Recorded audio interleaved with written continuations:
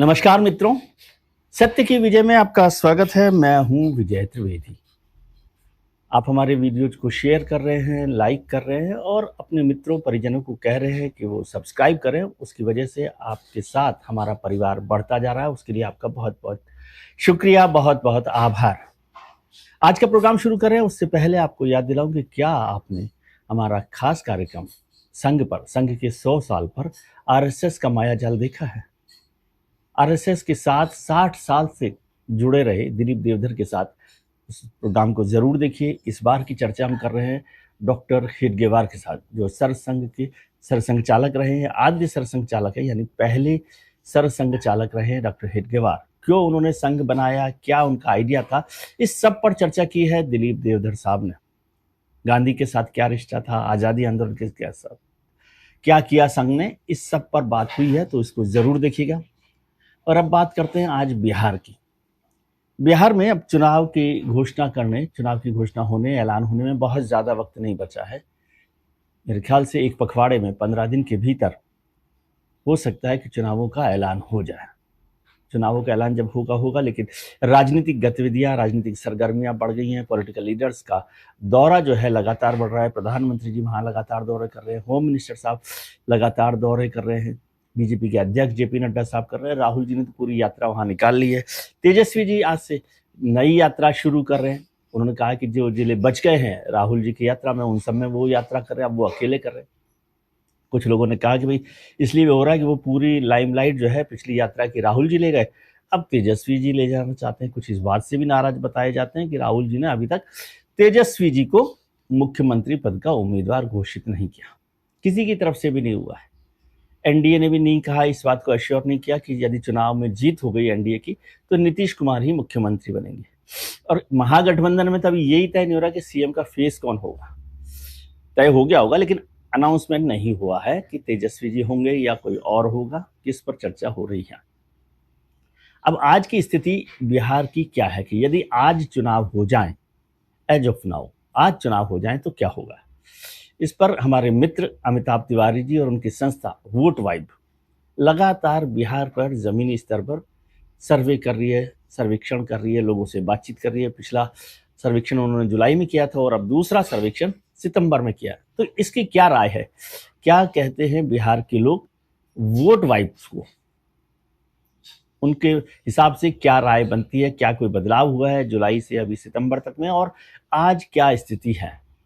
यदि vote vibe की और अमिताभ तिवारी जी की बात को सही माना जाए, मतलब जो उनको लोगों ने कहा है, तो उसका मतलब यह है कि नीतीश कुमार अब तक के सबसे कठिन इलेक्शन का सामना करने वाले हैं। ये सबसे मुश्किल इलेक्शन होने वाला है नीतीश कुमार जी के लिए। चुनाव के नतीजे क्या होंगे ये तो चुनाव के बाद होंगे, आज कहना बहुत मुश्किल काम है। लेकिन बहुत कड़ा मुकाबला है, बहुत एंटी इनकम्बेंसी है, बहुत विधायकों के खिलाफ नाराजगी है, ऐसे बहुत सारे कारण हैं। बेरोजगारी का भी मुद्दा है और एसआईआर का भी मुद्दा है कि नहीं है। इस सब पर जो है वोट वाइब ने बात की है बिहार के लोगों से। अब देखते हैं कि क्या कह रहे हैं और उसका क्या नतीजा होगा।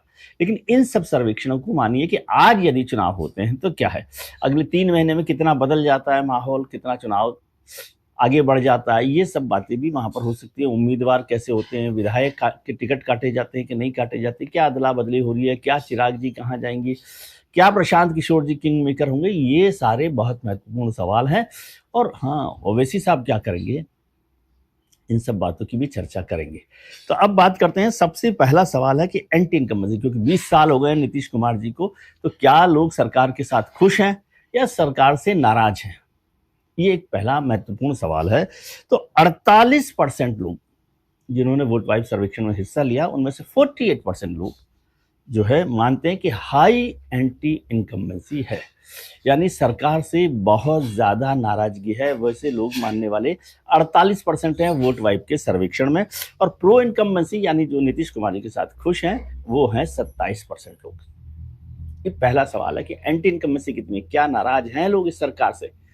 लेकिन यदि आप देखें तो चुनावों के नतीजे देखें तो केवल सरकार से नाराज होने से नतीजे नहीं बदलते और सरकारें नहीं बदलती। ये एक महत्वपूर्ण मैं पॉइंट आपको बता रहा हूं। ये मत समझिए कि सरकार की नाराजगी, जब तक लोग ये नहीं समझते कि इस सरकार को बदला जाए, वो एक अलग मुद्दा होता है। लेकिन नाराजगी नीतीश कुमार सरकार के साथ है, खिलाफ है उनके। और जाहिर भी है, 20 साल हो गए उनकी सरकार को बने हुए, 20 साल से।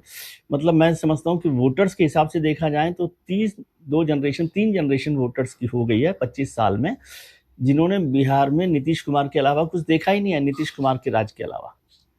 अब इसलिए मैं कई बार चर्चा करता हूं कि क्या लालू यादव के जंगल राज का जो नारा है वो काम आ सकता है बिहार के चुनावों में? क्योंकि 25 साल की जो आबादी वाला जनरेशन है, जो वोटर है, 20%, 25%, 30%, उसको तो आइडिया ही नहीं है कि लालू यादव का राज क्या था। क्या उससे आगे बढ़ने की जरूरत है राजनेताओं को?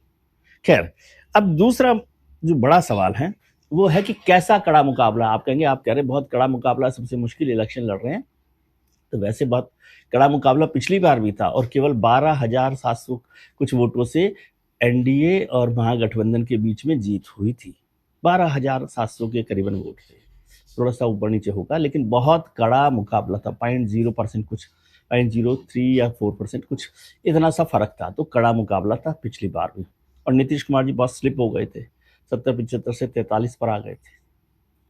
तो बीजेपी का नंबर बढ़ गया था, तो दोनों ने मिलकर कर लिया। चिराग पासवान ने बताया गया कि लंका लगा दी थी उस बार उनके चुनाव, 30-35 सीटों पर उनका नुकसान कर दिया। खैर, वो तो अलग होगा। अब क्या कड़ा मुकाबला है, तो वोट वाइब कहता है, वहां के लोग कहते हैं कि एनडीए को 36.2% वोट मिलने वाले हैं और महागठबंधन के पक्ष में हैं लोग 35.8। 36.2% एनडीए के लिए और 35.8% लोग महागठबंधन के लिए, यानी दोनों के बीच बहुत कड़ा मुकाबला है। लेकिन फिर भी एनडीए आगे है, इस बात को भी ध्यान रखिएगा। 0.4% से भी आगे हो, लेकिन वो आगे दिखाई दे रहा है। एनडीए, महागठबंधन थोड़ा पीछे है। हालांकि जब जुलाई में इन्होंने सर्वे किया था तब ऐसी स्थिति नहीं थी, तब ये जो महागठबंधन है वो थोड़ा सा आगे था। अब इसमें एक और महत्वपूर्ण मुद्दा आ गया इस बार के चुनाव में, जो पिछली बार नहीं था। पिछली बार चिराग जी थे, लेकिन इस बार जन स्वराज पार्टी के प्रशांत किशोर जी सामने हैं। प्रशांत किशोर पिछले 2 साल से लगातार बिहार में रैली कर रहे हैं, यात्राएं कर रहे हैं, तमाम काम कर रहे हैं और बेरोजगारी, महंगाई, ये सब मुद्दों पर बात कर रहे हैं। हालांकि वो नीतीश कुमार जी के खिलाफ बात कम करते हैं, लेकिन बताया गया कि उनको 8.7% वोट मिल सकता है जन स्वराज पार्टी को। 8.7%। यदि ऐसा हुआ तो क्या वो प्रशांत किशोर किंग मेकर हो सकते हैं? यानी दोनों पार्टियों के, दोनों गठबंधन के बीच में सीटों का अंतर कम हो और इतना अंतर रहे कि भाई दोनों ही बहुमत के पास नहीं पहुंच सके, तो क्या किंग मेकर की भूमिका में होंगे प्रशांत किशोर 8.7% वोट के साथ? ये बहुत महत्वपूर्ण सवाल है इस चुनाव का कि क्या कोई भूमिका प्रशांत किशोर जी की होगी इन चुनावों में? क्या वो किंग मेकर बन पाएंगे? कितनी सीट्स उनको मिलेगी, या सीट्स नहीं मिल रही तो वो किसका नुकसान करेंगे? एनडीए का नुकसान करेंगे या महागठबंधन का नुकसान करेंगे? ये सवाल अभी वहां पर बिहार में बना हुआ है। डेमोग्राफी के हिसाब से देखें तो जो यूथ है, नौजवान जो है 18 से 24 साल का, वो 57% खिलाफ है एनडीए के, नीतीश कुमार सरकार के। इसका जिक्र मैं कर रहा था कि 18 से 24 साल वाले ने तो कुछ और देखा ही नहीं है। तो वो 57% जो लोग हैं वो खिलाफ हैं एनडीए के, समझ गए। और जो 45 से ज्यादा एज के लोग हैं, 45 प्लस के, जिनके लिए आप जंगल राज की बात करते हैं, वो एनडीए के फेवर में दिखाई देते हैं। यदि जाति के, धर्म के हिसाब से वोट देखा जाए, जाति के हिसाब से देखा जाए, तो मुसलमान 70% वोट एमजीबी यानी महागठबंधन के साथ हैं और एनडीए के साथ सिर्फ 5% वोट है। बाकी कुछ और छोटे मोटे दलों को मिल सकता है। अपर कास्ट जो है वो आज भी एनडीए के साथ खड़ा दिखाई देता है 55% वोट के साथ। एमजीबी को, महागठबंधन को वो 16% वोट दे रहे हैं। ओबीसी देखें तो एनडीए के पास 43% वोट है और महागठबंधन के पास 36% वोट है। मतलब बहुत बड़ा अंतर नहीं है। और यदि एससी वोट देखें, शेड्यूल कास्ट वोट देखें, तो वो 43% है एनडीए के साथ और महागठबंधन के साथ है 25% वोट। यानी दो बड़े वोट मुस्लिम वो महागठबंधन के साथ हैं और अपर कास्ट वो एनडीए के साथ है। लेकिन जब मुस्लिम 70% महागठबंधन के साथ होते हैं तो क्या ये रिवर्स पोलराइजेशन के काम में आ सकता है एनडीए के? ये भी एक बड़ा सवाल होगा। अब एक सवाल हुआ कि भाई किसके नेतृत्व में आप चाहते हैं मुख्यमंत्री, कौन बनेगा मुख्यमंत्री? ये बड़ा सवाल होता है विधानसभा चुनाव में कि कौन बनेगा मुख्यमंत्री। तो बिहार में वोट वाइब के सर्वेक्षण में जो लोग शामिल हुए उसमें ज़्यादातर लोग 33.5%, हालांकि ये बहुत बड़ा नंबर नहीं है, लेकिन 33.5% लोग कहते हैं कि उनकी पसंद तेजस्वी यादव हैं, तेजस्वी जी हैं। ये बड़ा नंबर वन चॉइस है 33.5 के साथ तेजस्वी। और नंबर 2 पर हैं नीतीश कुमार जी, जो बहुत थोड़ा सा पीछे है 24% के साथ। 24% लोग उनको पसंद करते हैं नीतीश कुमार जी को कि वही मुख्यमंत्री बनने चाहिए। और 13.7% पर हैं प्रशांत किशोर जी। तो ये तीनों लोग बड़ा फैक्टर है। और तीनों में क्या प्रशांत किशोर किंग मेकर होंगे, क्या नीतीश कुमार मुख्यमंत्री बने रहेंगे, या फिर तेजस्वी का नंबर आ जाएगा, ये सवाल अभी बना हुआ है। हालांकि तेजस्वी जी इस समय नंबर 1 चॉइस है वोट वाइब के सर्वेक्षण के हिसाब से। अब एक बात और सवाल हुआ कि इश्यूज क्या है, क्या बड़ा इशू हो सकता है।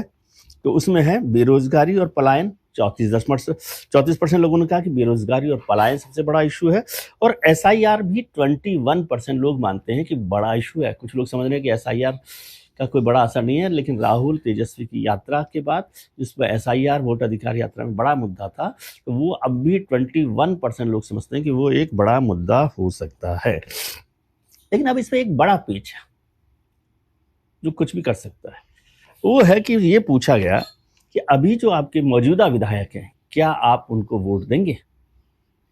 तो उसमें 53.5% लोग कहते हैं कि वो अपने मौजूदा विधायक को वोट नहीं देंगे। मोटे तौर पर तो एनडीए के मसला है, लेकिन फिर भी सभी के साथ होता 53.5%।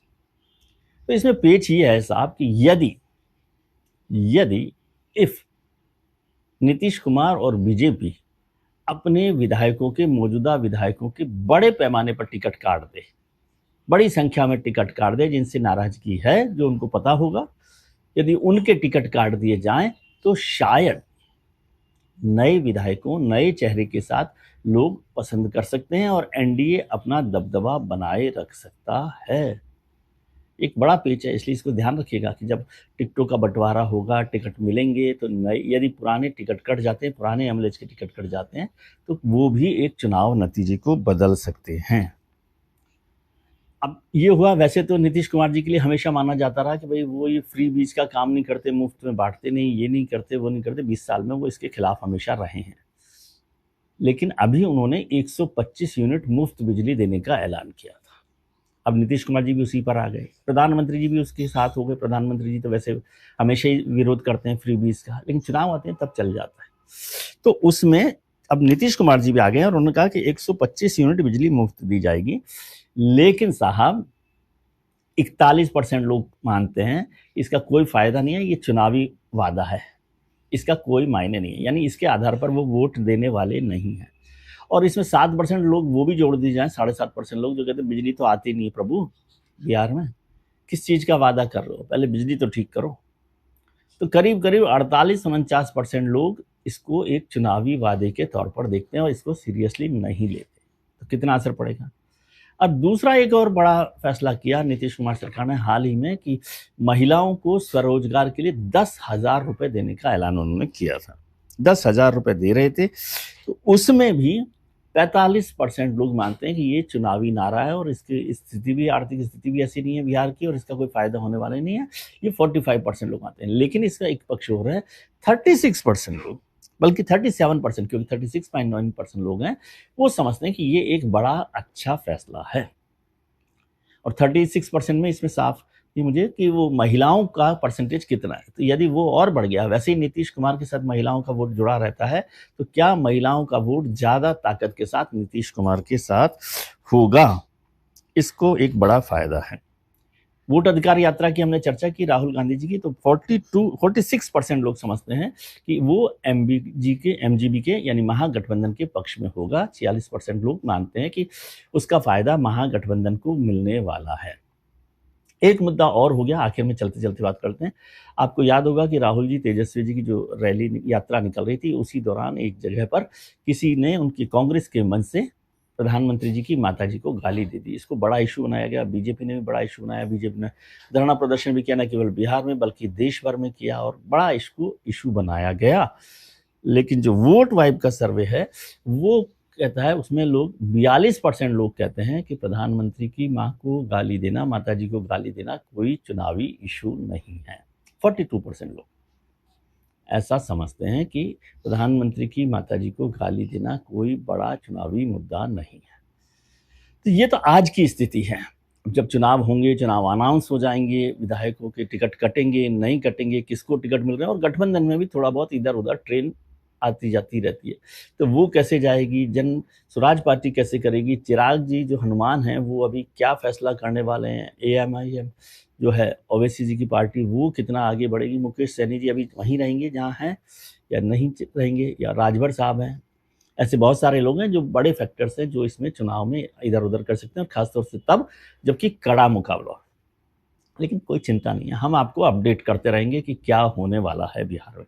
आज के लिए इतना ही। आप अपना ख्याल रखिए और उनका ख्याल रखिए जो आपका ख्याल रखते हैं। अपने मित्रों, परिजनों, रिश्तेदारों के साथ खुश रहिए, मस्त रहिए, व्यस्त रहिए, स्वस्थ रहिए। नमस्कार, प्रणाम, आभार, शुक्रिया।